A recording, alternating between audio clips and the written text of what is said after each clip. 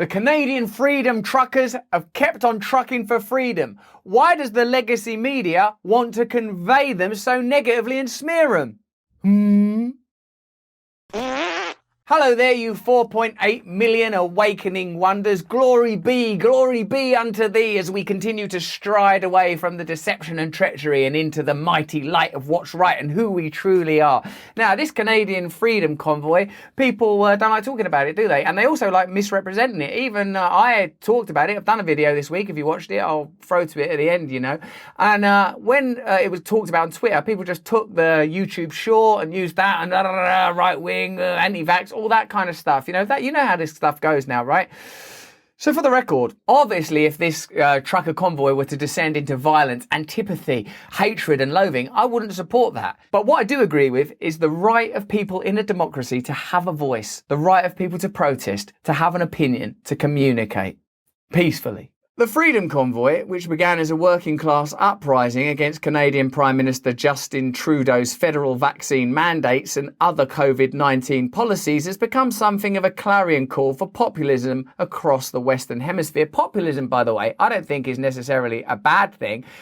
Always you hear right-wing populism. Me, I'd be into that populism in terms of the representation of the views of the population. The people's views, requirements and opinions are heard and even instantiated at the level of government, washing aside corporate interests and entrenched deep state policy in order that we could live in a democracy. That's a kind of populism. From the massive convoy in Ottawa to the border blockade in southern Alberta, the Freedom Convoy is now spawning parallel movements in Australia, the Netherlands and potentially elsewhere. I've not read about that, I've not heard about that, I've not seen that anywhere of you. We actually are a news channel. I can't get any news. Where's the news? Nothing's happening. There's nothing to see. And the corporate media's slanted coverage of the movement is making it obvious to the public who it can trust and who it cannot. News organisations that promise not to allow democracy to die in darkness have instead become the very penumbra obscuring the truth. Despite drawing tens of thousands of supporters to Canada's capital of Ottawa, the grassroots protest has scarcely received fair coverage in the mainstream press. Sometimes I feel like the professional class of media journalists don't like ordinary working people. I think they don't like them. I think they think they're disgusting and just want an excuse to go, ugh, they're right wing. I really do, because that's how they talk about them all the time. The legacy media in Canada and the United States have opted to fall in line with Prime Minister Trudeau's dubbing of the convoy and its supporters as a fringe minority, packed with racists, homophobes and would-be January the 6th style insurrectionists and conspiracy theorists opposed to medical science. One of the things I've worked out as a result of my conversations on Under the Skin and as a result of our continuing news reporting on our channel here is that there are certain issues that if you continue to promote them around social justice issues, around which I am actually extremely sympathetic because I really believe in people's right to be whoever they are, and I'm appalled by racism and prejudice and hatred. It's just something that I cannot abide. By highlighting these issues and amplifying these issues, you are able to cause discord and distrust and malevolence when in fact, whether you're in a minority ethnically or sexually or a majority sexually or ethnically, your interest will be determined by economics to a huge degree. And as long as you are at odds with one another on that basis, then you are not going to be able to radically reorganize society in a way that is meaningful. I've noticed it again and again, and it's time that we took responsibility for stopping it by being very loving and accepting and tolerant to one another and of one another, regardless of identity and identification.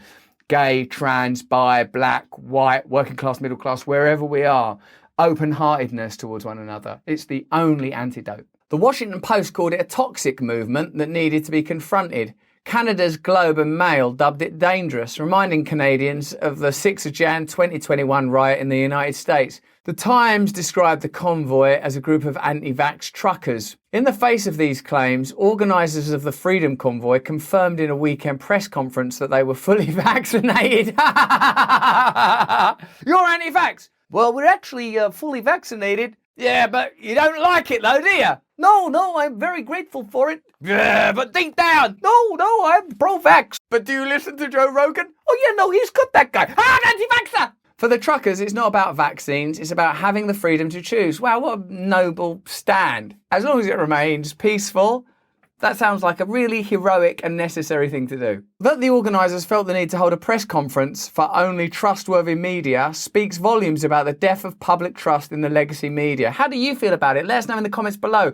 What media sources do you like? Do you use? Who do you trust? What do you want to see us do more of? Is there anyone we can turn to, ally with? What do you think? The media has floated accusations that the convoy was instigated by foreign agents. Oh, bloody hell, man. This is like propaganda from the Second World War. That's bloody foreigners that have started this. Foreign truckers coming over here, antiing our vax. Canadian state broadcaster CBC Television went so far as to suggest that Russian actors could be continuing to fuel things as this protest grows. There is concern that Russian actors could be continuing to fuel things as this protest grows, but perhaps even instigating it from the outset. Oh God, where have we heard this before? It's like the Russians did it. Like, aren't we over that kind of phase of our development? The condemnation of like foreigners and stuff and mad Russian hoax gear. Isn't it time to accept that some people want their voice to be democratically heard and are willing to protest in order to get it? Widely shared footage of the massive protest in Ottawa over the weekend runs contrary to the forced narrative. The thousands of Canadians who took to the street, including the truck drivers, came from every background, race and creed, with many voicing a mixture of sadness, anger and despair at Trudeau for vilifying them. People want to be included in the running and governance of their country. They want the right to be free. These are what would be called human rights, resourced from religious and spiritual traditions, but also deeply felt by all of us, wherever we're from, however we identify. We have more in common than we have that separates us, and certainly more than we have to oppose each other around. In one instance, Freedom Convoy protesters confronted a fully masked individual holding a Confederate flag in Ottawa, which should have put to bed any claims that the truckers and their supporters intended to promote hatred and racial division. A Washington Post cartoonist depicted the convoy as a host of trucks with the word fascism on each and every one of them, prompting criticism from Elon Musk, who wrote, "If Canadian government is suppressing peaceful protests, that's where fascism lies, and cartoonist is just a shill." Yeah, like, it's really mad that the tool that's being used is "you're a fascist," but actually that is the fascistic thing. Accusations of politicisation don't hold any water. Organisers of the Freedom Convoy have rejected support from political parties in Canada, even those vocal in their support of the movement.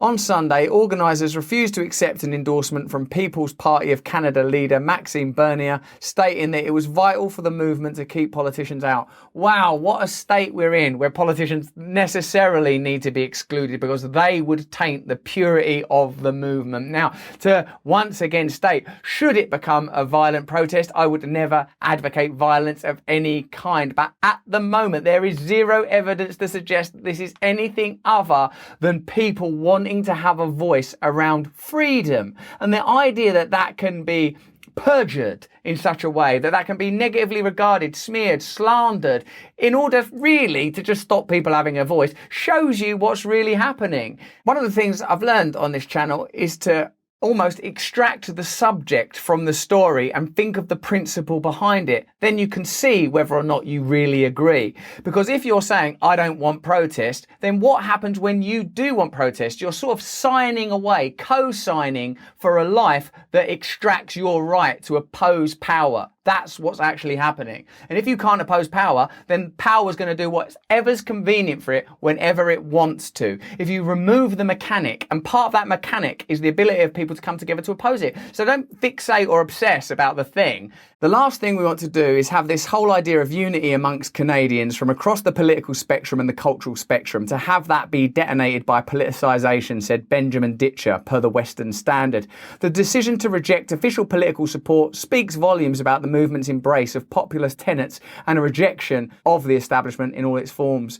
Crucially, the legacy media's failure to fairly cover the protest has only given the public even more reason to distrust the establishment. This adherence to the narrative, no matter how flimsy, will be its undoing. Well, I hope so, because clearly we can't rely on the mainstream legacy media anymore. It's pretty clear who they work for, and in a sense, their business model necessitates it. If you are beholden to your sponsors and your funders and government regulators, then why would you be in the service of people? Why would you be in the service of truth? Your business model simply will not allow it. Perhaps we don't even need to condemn them vehemently or vindictively or vitriolically. We just have to say that's the way it is. Let's move on. It seems to me that protest of this kind is absolutely vital, that this is something that we should come together in supporting. And however you would normally politically identify, please take on board these principles.